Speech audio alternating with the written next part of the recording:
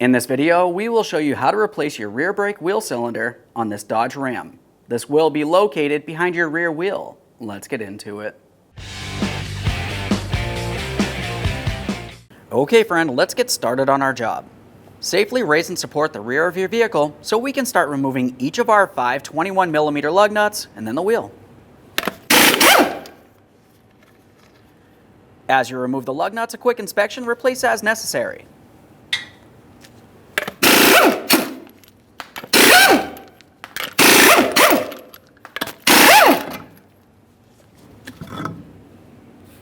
Now that we have the wheel out of the way, we're going to remove the rear brake drum.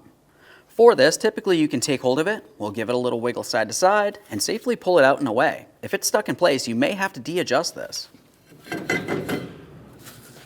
Just a quick inspection of the brake drum and your rear brake shoes while we're in here, and we can continue on to removing the wheel cylinder. To start removing the wheel cylinder located behind the axle hub, we're going to have to separate the rear brake shoes away. To do that, you're going to find that each of the 2 shoes is held in place with a spring. We need to dislodge the spring. Be extremely careful when doing so. I'm going to use a brake spring removal tool.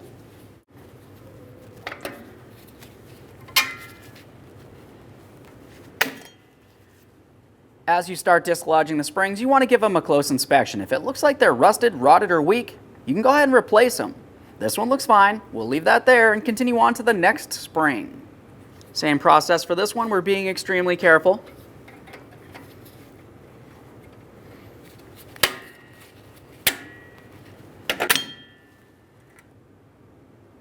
Our inspection, this looks fine as well.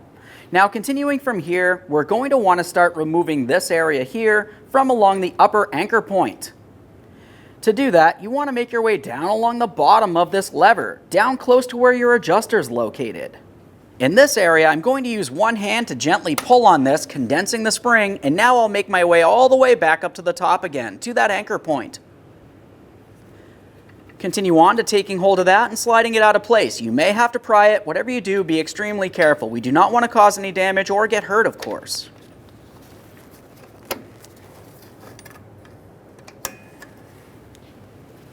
At this point, you should be able to take hold of the 2 rear brake shoes and gently start separating them. They don't need to go very far. We just want to make sure we can see the adapters on the wheel cylinder. There's one on each side.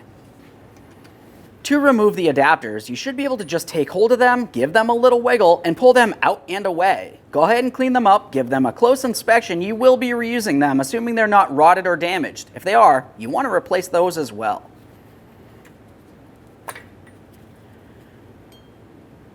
There's one. I'm going to clean this up as I mentioned. Repeat the process on the other side. This one's a little bit more difficult to gain access to. You could move this rod out of the way if necessary. There we are. I've cleaned up both of those. The main area that we want to pay attention to is down along the very tip. That's the area that's going to go into the wheel cylinder. You want to make sure, as I mentioned, it's not rotted or damaged in any way. These look fine. We'll set them aside. Continuing on, before we make our way along the back side of that wheel cylinder and backing plate, we're going to look at the rear differential. What we need to do is restrict brake fluid from coming down through the center flex hose. For this, I'm just going to use some restrictor pliers here. We'll gently squeeze on this. We do not want to cause any damage. Now along the back side here, we can see the bleeder screw, which is part of that rear wheel cylinder. There's 2 mounting bolts, and there's a brake line. You want to make sure you thoroughly inspect the brake line. If it looks like it's rotted and damaged in any way, you want to replace it. Your brake fluid is going to be under pressure every time you're using your brakes. The fitting for these should be a 3/8. We'll break this free and make sure you have your collection receptacle under this area so you can recycle that fluid properly.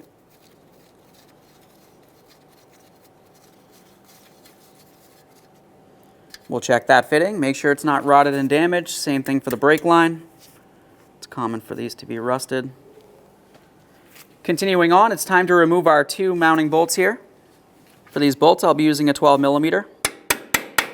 They are rusted, so I'll have to tap this on.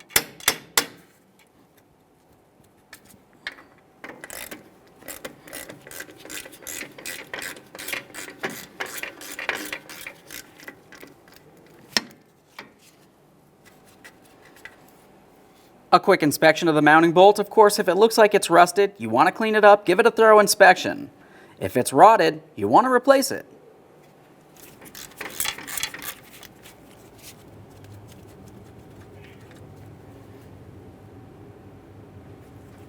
There we are, I've cleaned up the pair of those and they look good. Now let's make our way back out here to where we can see the wheel cylinder and our rear brake shoes. Up along the top on the anchor point, there's going to be a small metal plate. You can either take this out of position by hand or pry it out of place, whatever's easiest for you. Continuing on, we have to carefully start removing the wheel cylinder from in this area. Sometimes you can use a pry bar and gently pry it out of place. Other times, a hammer, a couple light taps will break it free.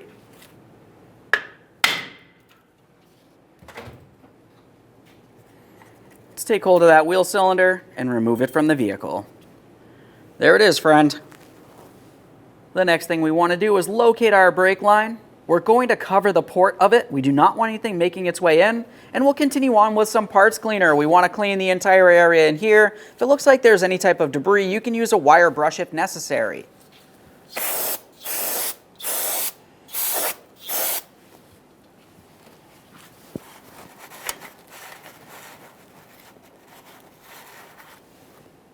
After cleaning this area, it's good measure to use a little bit of high temperature caliper lubricant, and we're just going to lubricate along the port. This will help prevent rust.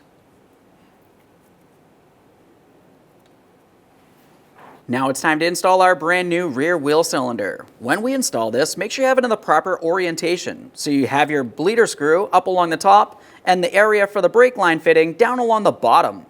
We'll bring this in, press it up against that backing plate, and start in each of our two mounting bolts on the back side there. Start bringing this in here. Try to align it with its mounting point here.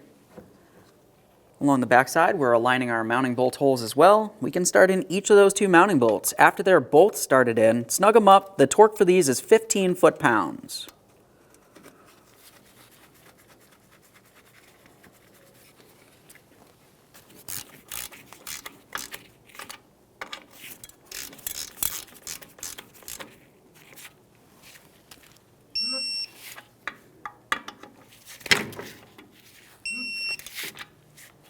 Double check, make sure that's properly secured and seated flush on the backing plate. If it's off kilter, it's possible you torqued it, but it's going to loosen up when you're driving down the road. This is extremely important. Now it's time for the brake line. We'll get this in position. Press it in up against that wheel cylinder and start in the fitting by hand, making sure that you are not cross-threading the fitting into the wrong positioning, in which case you're going to have a brake fluid leak.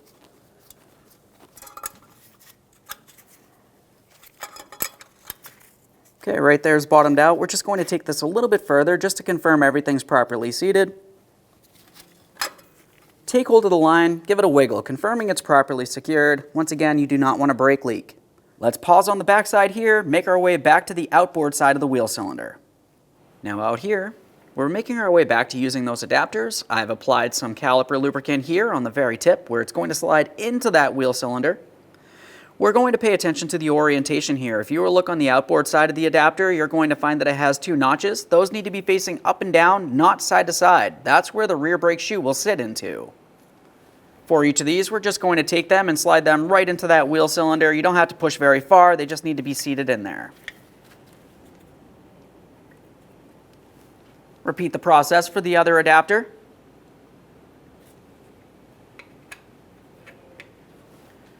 Now let's make our way up to the center anchor point. If you had removed this, you just want to put that back on there. Continuing on, we're going to have to take the rearward shoe and we're going to start swinging it up into position, up along the anchor point here. When doing so, there's going to be a couple things that we want to pay attention to along the way. We have the adapter that went into the wheel cylinder. It needs to fit into the groove on the shoe. Other than that, there is a crossbar that makes its way all the way across. We want to make sure that we have that crossbar sitting into its proper grooves as well. We have our adapter there. I've got that lined up. Now I'm going to deal with the crossbar making its way over here. For this, on the rearward side, it has a small spring. That can kind of get in the way sometimes, but essentially just squeeze it up. After that, we can push this over, and now we can start bringing that shoe into place. Now continuing from there, we have this rod that will go up onto the anchor point. Just like during the removal process, we want to make our way down along the bottom, close to where that adjuster is, and we're going to pull on that lever. While pulling on that, we should have enough slack up along the top.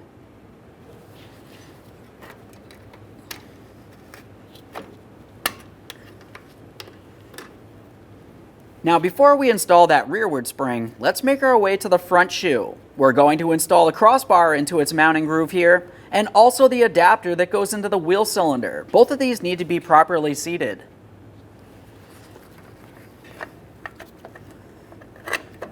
That should push up in there. Get this aligned. Bring in the shoe. Before continuing with either of those springs, just one last confirmation of each of these parts, the crossbar sitting in the grooves and the adapters as well. Now you can go with whichever spring you'd like to first. We're going to have to stretch the spring.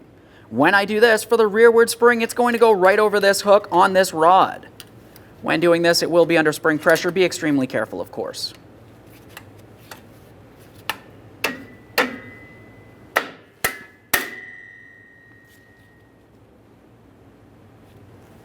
It's time for the forward spring, same process, except for this one, we're going to go over the center anchor point.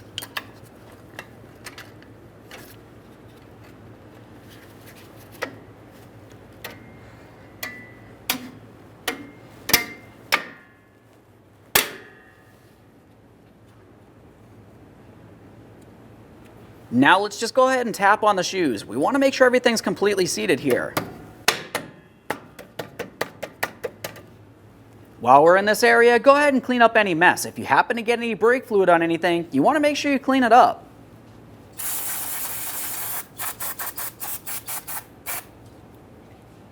Moving along, we're also going to clean the hub surface on the rear axle.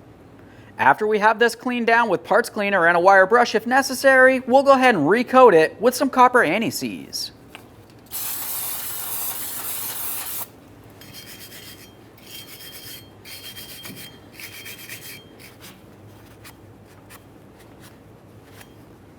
A quick confirmation to make sure there's no raised areas that can cause a brake pulsation. As for the anti-seize, we'll just make a nice coating all the way around this entire hub surface.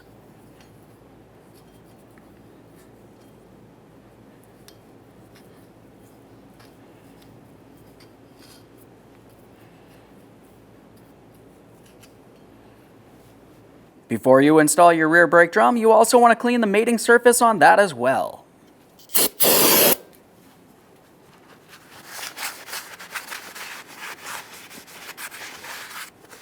Double checking for raised surfaces here. This feels good.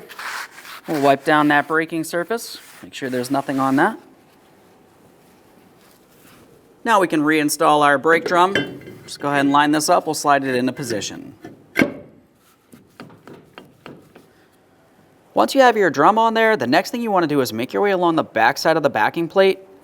Typically, you're going to find that you have a rubber plug back here. Ours is missing, but you'd want to make your way directly into this port. That's where the adjuster is going to be located. You want to adjust up your brake. Of course, you do want to do that on both sides of the vehicle. For this, just go ahead and take hold of that brake drum, and you want to try to give it a spin in one direction or the other. Essentially, we're listening for just a tiny bit of brake drag. You don't want to have it tighten to the point that you can barely turn the drum, otherwise that's going to cause friction. Friction creates heat, and that'll cause things to expand and your brakes could lock up on you. Otherwise, if you're too far de-adjusted, the brake isn't going to function properly. You can go ahead and turn this one direction or the other, and just keep testing it by spinning that drum as I mentioned. If you do have a rubber plug, go ahead and install that now. Once you've adjusted the brake, let's make our way all the way over here. We're going to remove the pressure from that rear brake hose.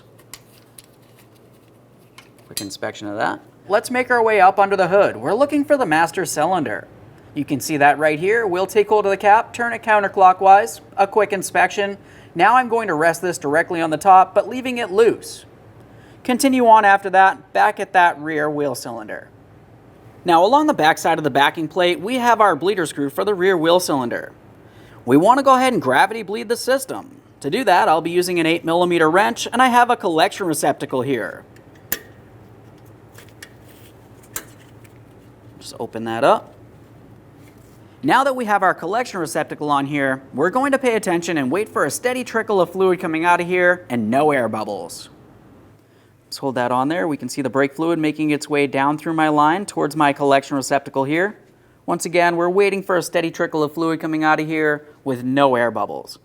Typically after a gravity bleed, you could pump up the brakes and test it. You want to make sure it doesn't feel soft and spongy. If your brake pedal still feels soft and spongy, you want to continue on with a manual brake bleed. Okay, get this off of here.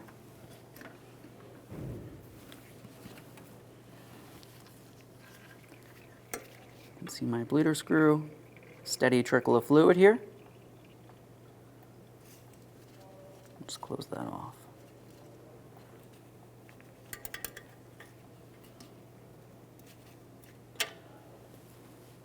Now, assuming you made your way up into the passenger compartment and you pumped up that brake pedal till it was nice and firm and it did not feel soft and squishy, you should be clear to go ahead and clean up your mess in this area and reinstall the bleeder screw cover. As I mentioned, if it does still feel soft, you want to do a manual bleed.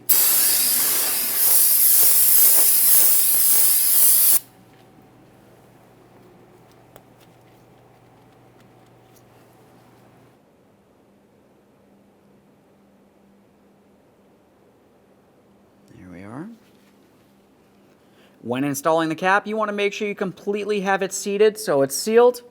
Double check, make sure it's secure. One last quick inspection in this area and we can reinstall our wheel. When installing your wheel, go ahead and get it in position. Start on all 5 of your 21mm lug nuts, we'll bottom them out, get the wheel safely on the ground, and we'll torque each of these to 115 foot-pounds.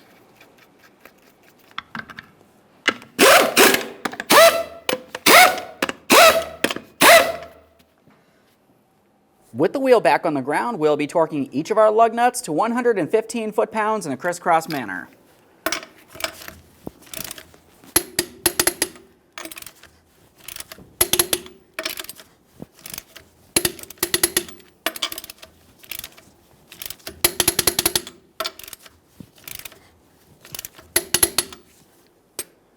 Torqued. Locate the master cylinder on the driver's side inside the engine compartment. Once you find that master cylinder, we're going to carefully remove the brake fluid cap here. When removing this, you want to be extremely careful. No fluid makes its way onto your painted surface and no debris makes its way inside of the system. A quick inspection of the steel on the cap and we'll set that aside.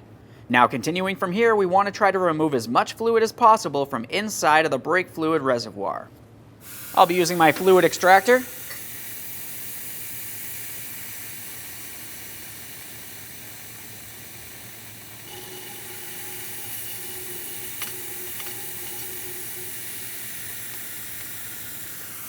Let's continue on, topping off that brake fluid with .3.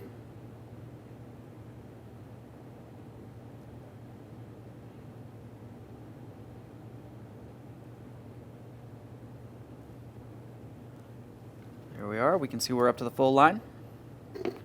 Temporarily reinstall your cap. We'll just rest that right on top. We're starting at the passenger side rear wheel area. To remove your wheel, you want to remove all 5 of your 21mm lug nuts, remove the wheel. After that, we're going to make our way along the backside to start loosening up the bleeder screw. We have a collection receptacle in this area so we can recycle the fluid properly. The sequence for this starts at the passenger side rear, then we're going to go to the driver's side rear. After we've bled both of those brakes, we need to stop back at that master cylinder and top it off. Then we'll continue on to the passenger side front, ending at the driver's side front. Now, as far as bleeding the brakes, it's pretty much going to be the same on each wheel. We want to attempt to bleed the brakes several times, removing as much of the original fluid from the area and any air, and make sure it's only clean, new brake fluid making its way out. This is going to be easiest having a second person inside of the vehicle. The person inside of the vehicle is going to pump up the brakes approximately 3 to 5 times and hold it there. While they're holding, they're going to let me know. I'm going to have my collection receptacle on here, open up the bleeder screw, and we'll be watching the fluid make its way out. We'll repeat this process as many times as necessary. Go ahead and pump up the brake pedal, please. For the rear bleeder screw, I'm using an 8mm.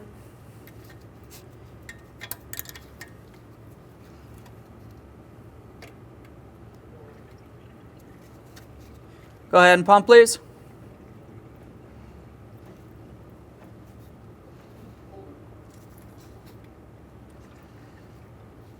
Go ahead and pump.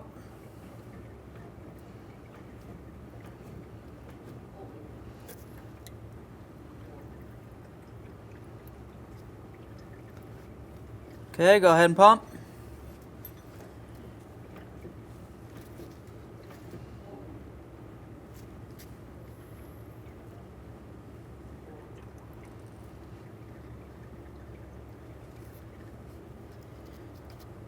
Okay. Just going to go ahead and remove this so we can have a closer look at the bleeder screw itself while we continue. Go ahead and pump, please.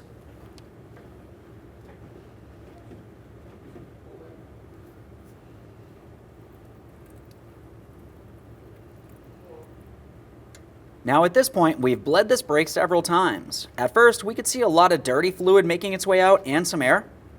After a while of continuing that process, I could see it was only clean fluid making its way out, so we're sure we're done on this side. Let's go ahead and clean up the mess over on this side. We'll make our way over to the driver's side rear next. You can use some parts cleaner or even some water if necessary.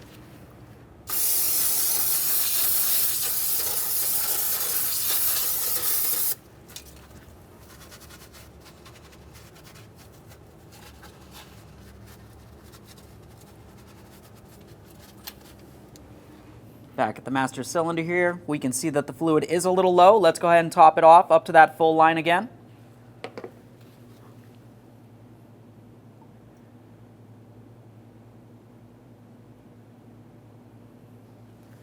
We'll rest the cap in place.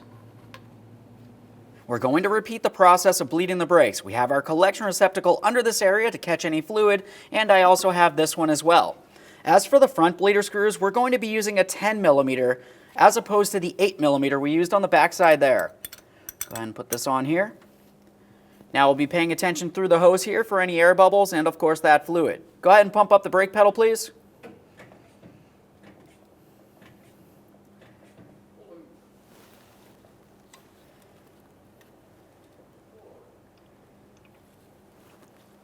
Go ahead and pump.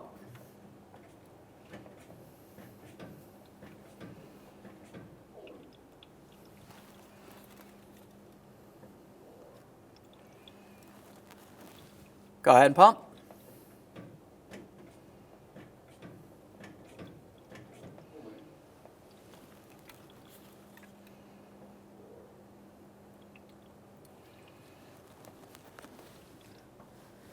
All right, that's all looking pretty good. Get this off of here.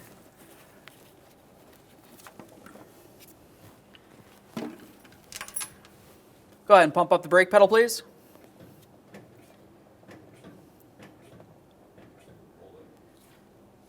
Now we'll be watching that bleeder screw. We're waiting to see if we see any air coming out.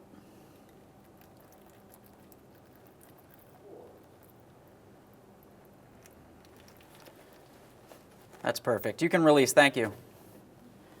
Now we've bled this brake several times, making sure that we had only clean .3 brake fluid making its way out, no dirty fluid, and definitely no air. We'll go ahead and clean up the mess on this brake, repeat the process over on the driver's side front brake. After you've completed that, you need to make your way back up to that master cylinder one last time.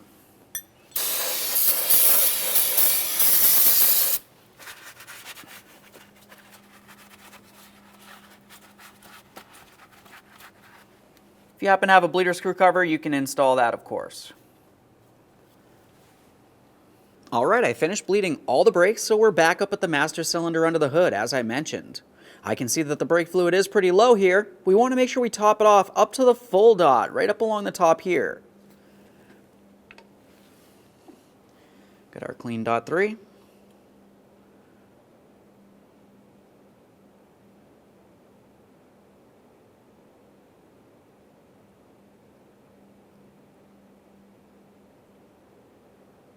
There we are.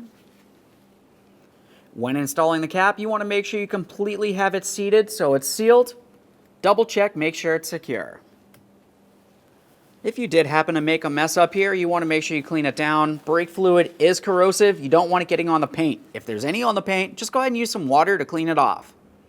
Okay, friend, we finished our brake bleeding sequence. We've already cleaned the mess. The next thing you want to do is go ahead and check for leaks, reinstall the wheels, torque each of those to 115 foot-pounds, and then take your vehicle for a road test. Thanks for watching. When only the best will do, demand TRQ. The only company that lets you view before you do. TRQ is committed to offering the highest quality aftermarket auto parts that are engineered for peace of mind. Thanks for using and viewing with TRQ.